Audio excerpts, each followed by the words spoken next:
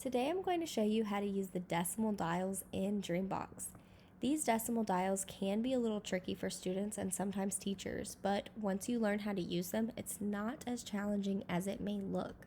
So we are going to practice using these dials today because students start working with decimals in 4th grade according to the curriculum, but they might get it before 4th grade in DreamBox, or they might be getting these lessons after 4th grade if they're still working on these decimal skills. So this says adjust the dials to represent the number 25 and 2/10 or 25.2. So I noticed there's a 2 in the tens place, a 5 in the ones place, and a 2 in the tens place. So I'm going to take my dial in the tens place and go to 2.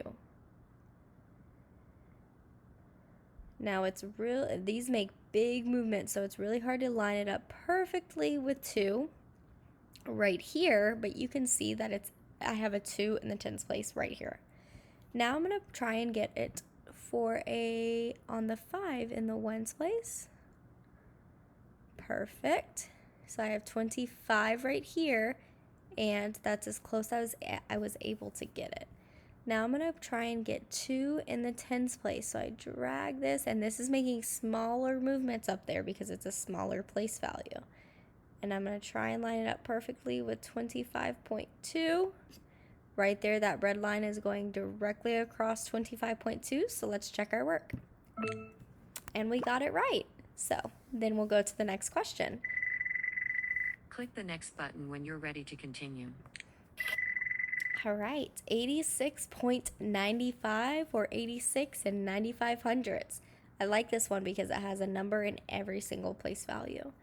All right, so we have an 8 in the tens place, so I'm going to click and drag it to an 8.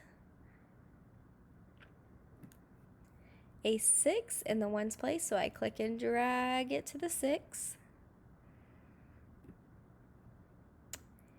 A 9 in the tens place. And then a 5 in the hundreds place. Now this one makes even smaller movements because it's, again, a smaller place value. So 86.95. Now this one can be tricky for students because you don't see this number 86.95 on this number line. You have to know that if this is 86.9, this is 91, 92, 93, 94, and 0.95. So that is 86 and 95 hundredths right there. Let's check our work. Good job. All right, and then we're going to mess around and experiment with one more number.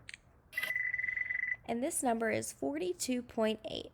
So let's say that I can just drag it to 4, and I can try and get it close to 42.8. Oh, look, it didn't even stay. 42.8. So I can't even get close to it. So I have to settle for as close to 42 as I can get.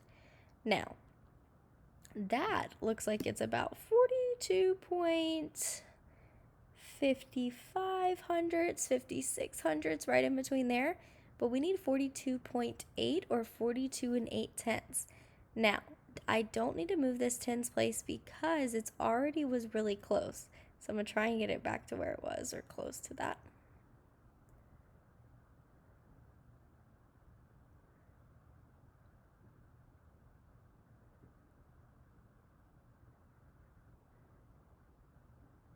Oh, that's hard. All right, I'm going to go back to my tens place and try and get back to 42.8 or close enough. All right, that's 42.87. So I need to go to the tens place, and I need to get this as close to 42.8 as I can, and this time I need to work backwards. Now, this is giving me a little bit of trouble putting it exactly on that, but I'm going to play with it, and I'm going to see if I can get this correct. All right, see, so it's not exactly on it, but it still counted it correct. If it's too far off, then I might need to go to the next place value to practice using that tool.